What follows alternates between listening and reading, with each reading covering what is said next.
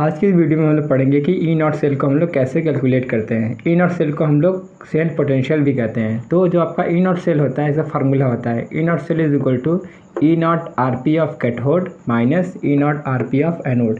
यहाँ पर आपका जो आर पी का मतलब होता है रिडक्शन पोटेंशियल। इसको कैसे पढ़ा जाता है? Reduction potential of cathode minus reduction potential of anode.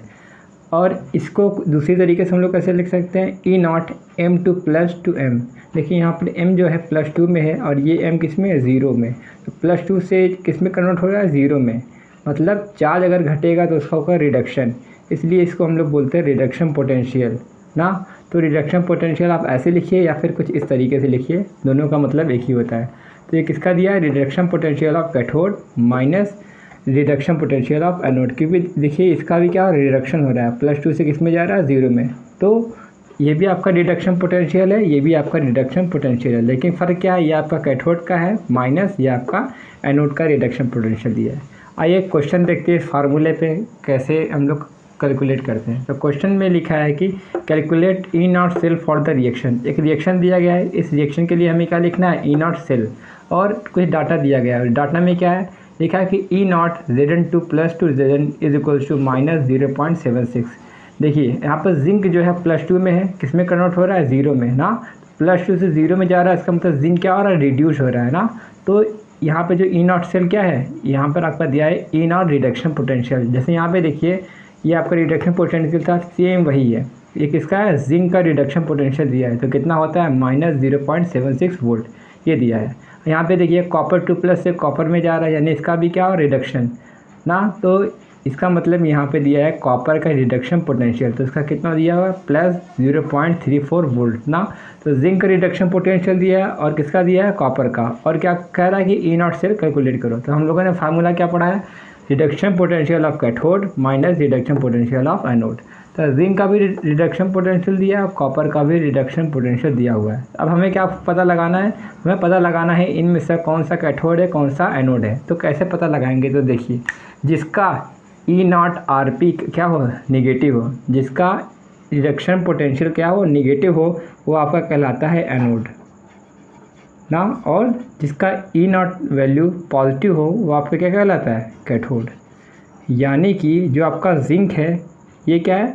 यह है आपका standard reduction potential of anode, copper है standard reduction potential of cathode ना। अब हमें एनोड पता चल गया और कैथोड पता चल गया। अब इसी को सिंपली इस फार्मूले में हम लोग पुट करते हैं। आइए देखते हैं कि कितना आंसर आता है।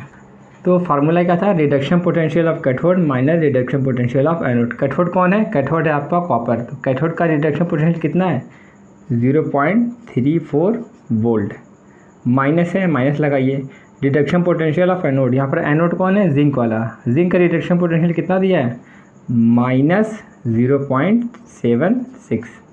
अब 0.34 माइनस क्या हो जाएगा? +0.76। जब इन दोनों को प्लस करेंगे तो आएगा 1.10 वोल्ट ना। तो यही आपका है ई नॉट सेल। किसका? ये जो रिएक्शन दिया गया है यही, इसी से हम लोग कैलकुलेट करते हैं ई नॉट सेल को। एक तरीका और है एनोड और कैथोड को पहचानने का। ये जो रिएक्शन दिया गया है इस रिएक्शन की हेल्प से हम लोग एनोड और कैथोड को आराम से आइडेंटिफाई कर सकते हैं। देखें यहाँ पर जिंक लिखा है ना, तो जिंक पे कोई चार्ज है नहीं, तो हम क्या मानते हैं? 0। तो जिंक जो है आपका 0 से किस में जा रहा है? +2 में ना।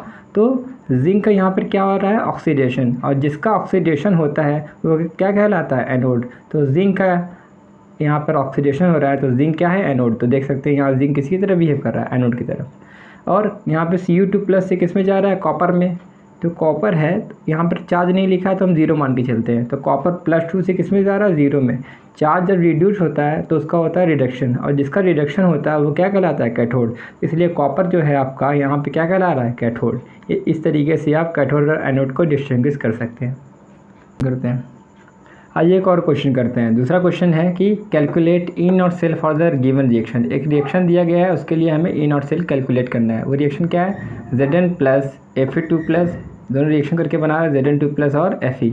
इसके लिए डाटा क्या दिया गया है? E naught Zn2 + 2 Zn is equal to 0.76 volt. यहाँ पे देखिए जो आपका Zn है यहाँ पर 0 ऑक्सीडेशन स्टेट में है, तो 0 से किस में जा रहा है? +2 में। तो 0 से +2 में जा रहा है, इसका मतलब ये क्या हो रहा है, ये हो रहा है ऑक्सीडाइज। तो इसका मतलब ये आपका ऑक्सीडेशन पोटेंशियल दिया गया है। तो ऑक्सीडेशन पोटेंशियल ऑफ जिंक कितना है, -0.76 वोल्ट। यहाँ पे देखिए E0 Fe टू Fe2+ दिया गया है 0.40 वोल्ट। यहाँ पे आयरन है, 0 ऑक्सीडेशन स्टेट में है, 0 से किस में जा रहा है, +2 में। तो यहाँ पर आयरन क्या है, ऑक्सीडाइज हो रहा है ना, तो यानी इसका मतलब है यहाँ पर आयरन का ऑक्सीडेशन पोटेंशियल दिया गया है। आयरन का ऑक्सीडेशन पोटेंशियल कितना है, 0.40 वोल्ट। लेकिन हम लोगों ने फार्मूला क्या है पढ़ा है E0 सेल का, E0 reduction potential of cathode minus E0 reduction potential of anode.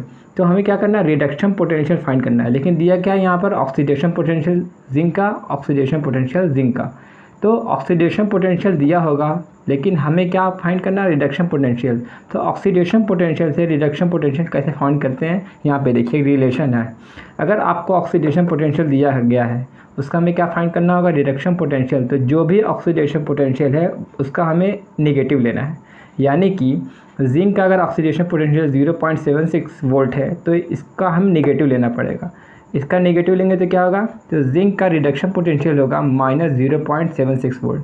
Oxidation potential क्या था, +0.76, लेकिन इसका हम रिडक्शन पोटेंशियल लेंगे तो क्या लगा देंगे, माइनस। ऐसे ही आयरन का ऑक्सीडेशन पोटेंशियल दिया गया है इतना, इसका हमें क्या निकालना है, रिडक्शन पोटेंशियल। तो जो भी वैल्यू होगा ऑक्सीडेशन का उस पर अगर नेगेटिव लगा देंगे तो हो जाएगा रिडक्शन पोटेंशियल। यहाँ पे देखिए आयरन का रिडक्शन पोटेंशियल प्लस में था, यहाँ हम लोगों ने आंसर में कितना लिखा है, माइनस। यहाँ पर हम लोगों को जिंक का रिडक्शन पोटेंशियल मिल गया और किसका, आयरन का रिडक्शन पोटेंशियल मिल गया। अब हमें क्या पता लगाना है कि इन दोनों में से कौन सा कैथोड है और कौन सा एनोड है। तो मैंने क्या बताया था, जिसका रिडक्शन पोटेंशियल नेगेटिव होगा वो आपका एनोड होगा। तो देखिए जिंक का रिडक्शन पोटेंशियल भी नेगेटिव है और आयरन का भी रिडक्शन पोटेंशियल नेगेटिव है। अब दोनों ही नेगेटिव है, अब तो पता लगाना थोड़ा मुश्किल है कि कौन सा कैथोड है कौन सा एनोड होगा। तो देखिए जिसका E0 वैल्यू मोर नेगेटिव होगा, जिसका E0 वैल्यू मोर नेगेटिव होगा वो आपका होगा एनोड। तो यहाँ पे देखिए जिंक का रिडक्शन पोटेंशियल है -0.76 और आयरन का कितना रिडक्शन पोटेंशियल है, -0.40। तो नेगेटिव में कौन सा नंबर बड़ा है, तो ये वाला नंबर बड़ा है ना। तो जिसका रिडक्शन पोटेंशियल नेगेटिव में बड़ा होगा वो क्या कहलाएगा, एनोड। यानी यहाँ पर जिंक किसकी तरह बिहेव कर रहा है, एनोड की तरह। और जिसका रिडक्शन पोटेंशियल अगर नेगेटिव में थोड़ा कम होगा इसे हम क्या बोलेंगे, कैथोड। यानी कि जिंक जो है आपका एनोड की तरह बिहेव कर रहा है और आयरन जो है आपका कैथोड की तरह बिहेव कर रहा है। तो कैथोड और एनोड पता करने के बाद अब हम लोग इस फार्मूले में पुट करते हैं। तो इसमें क्या लिखा है, रिडक्शन पोटेंशियल ऑफ कैथोड। यहाँ पर कैथोड कौन है, कैथोड है आपका आयरन। आयरन का रिडक्शन पोटेंशियल कितना दिया है, -0.40 वोल्ट माइनस। अब रिडक्शन पोटेंशियल ऑफ एनोड, यहाँ पर एनोड कौन है, जिंक। जिंक का रिडक्शन पोटेंशियल है -0.76 वोल्ट। अब -0.40 minus minus plus 0.76, plus minus minus होता है तो हम लोग माइनस करेंगे। तो 6 - 0 आएगा 6, 7 - 4 = 3, पॉइंट लगा है 0 ना। तो यानी कि E0 से निकल गया 0.36 वोल्ट। और एनोड और कैथोड इस रिएक्शन से भी हम लोग निकाल सकते हैं। कैसे, जिंक यहाँ पर कुछ नहीं लिखा है तो 0 मान के चलते हैं। जिंक 0 से किस में जा रहा है, +2 में। तो जिसका ऑक्सीडेशन होता है वो कहलाता है एनोड। तो देखिए जिंक किसकी तरफ बिहेव कर रहा है, एनोड की तरफ। आयरन यहाँ पे +2 में है, +2 से किस में जा रहा है, 0 में।